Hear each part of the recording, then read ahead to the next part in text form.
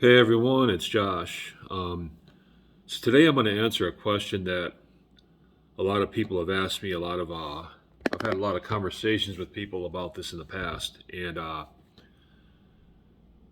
going to answer the question of does size matter in a fight?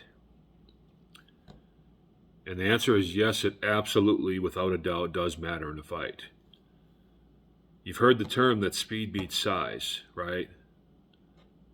Not true at all. Now, speed can beat size if you're within 10, 15, maybe even 20 pounds of somebody. But anything beyond that, your speed isn't going to do nothing. I mean, think about this. Put Floyd Mayweather up against Mike Tyson. Floyd Mayweather is a lot quicker than Mike Tyson, but he stands no chance against Mike Tyson. None. It don't matter that he can get 10 punches off to Tyson's one. Tyson's too big for him. It's a mismatch.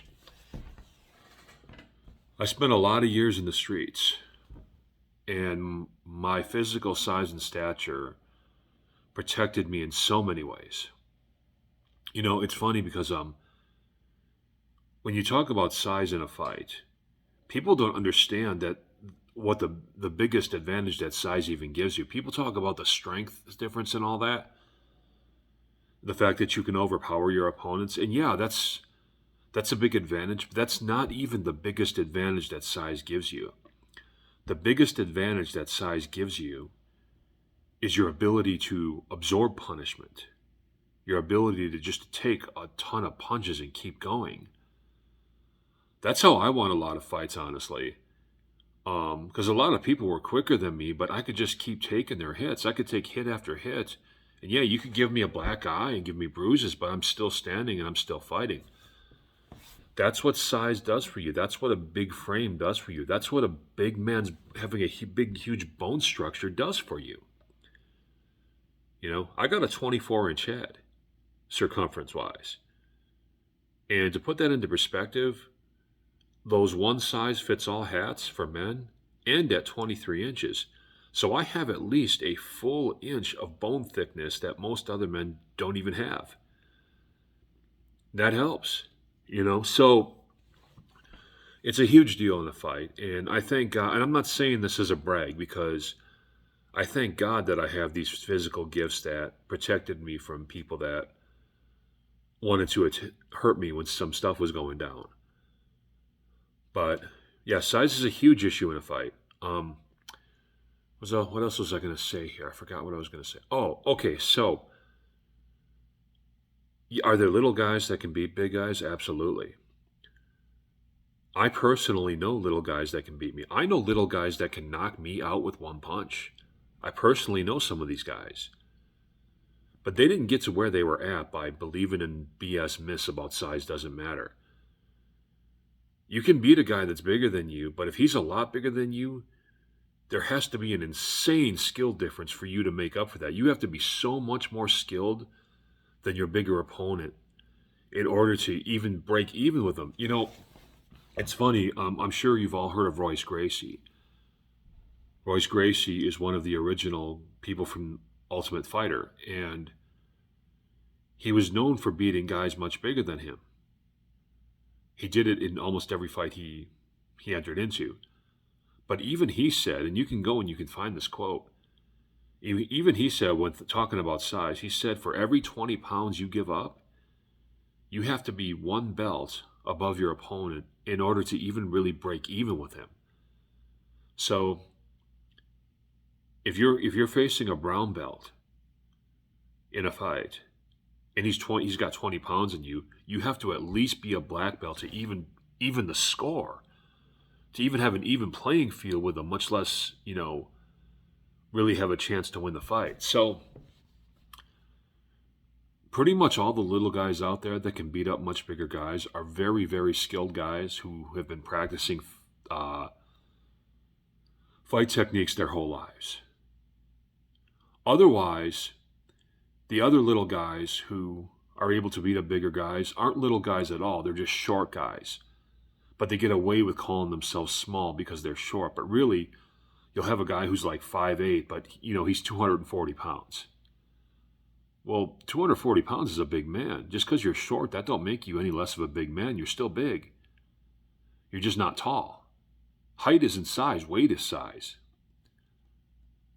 So, I mean, this will probably be the only time I really touch on this subject, but yeah, size is a huge issue. I know this from personal experience. I'm not saying this in a bragging way. In the fights I've been in, it's helped me out in so many ways. Just being, having bigger and just being, having the big bone structure and big head that I have and everything. I got big wide shoulders. That helps you take a punch too.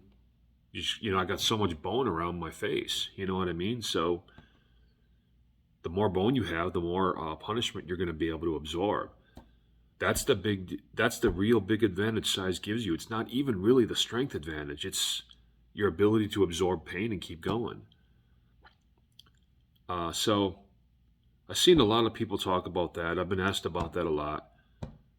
And yeah, size matters in a fight. Now, if you're a little guy, you can beat a big guy, but you have to be much more skilled, or you have to go in with a really good battle plan or something. You can never disregard somebody's size.